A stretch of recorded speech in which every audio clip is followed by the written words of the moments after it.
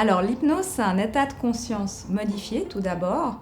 Donc en hypnose, on n'est pas inconscient, on va aller travailler avec l'inconscient. On peut utiliser l'hypnose tant pour des troubles émotionnels, des pathologies, certains types de pathologies, pour tout ce qui est d'ordre de la douleur, d'accompagnement durant la maladie, mais aussi les prises de sang, les infiltrations, les IRM, faire passer une IRM à un patient ou qui est claustrophobe, ça va s'adresser à tout type de public et de problématiques.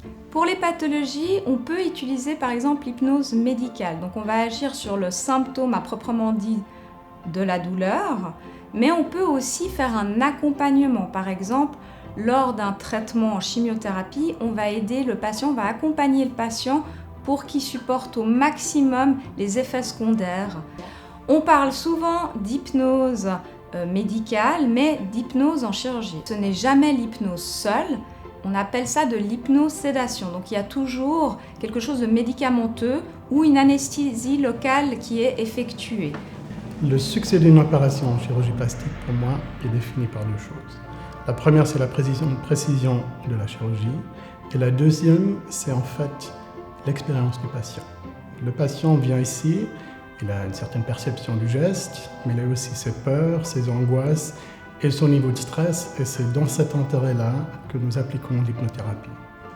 Le patient va voir l'hypnothérapeute, c'est une thérapie médicale. On va travailler sur ces perceptions-là, on va obtenir en fait une diminution du stress, et par cette diminution du stress, le geste est perçu avec beaucoup plus de calme, et par définition, il va ressentir beaucoup moins de douleur et avoir une meilleure récupération post-opératoire.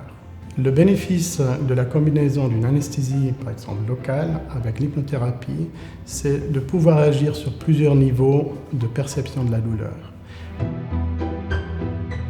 Notre centre est basé à Genève et est composé de 6 hypnothérapeutes et 4 formateurs. L'objectif de notre centre est d'accueillir nos patients dans un espace respectueux et confidentiel, et tous les traitements sont adaptés sur mesure au rythme du patient.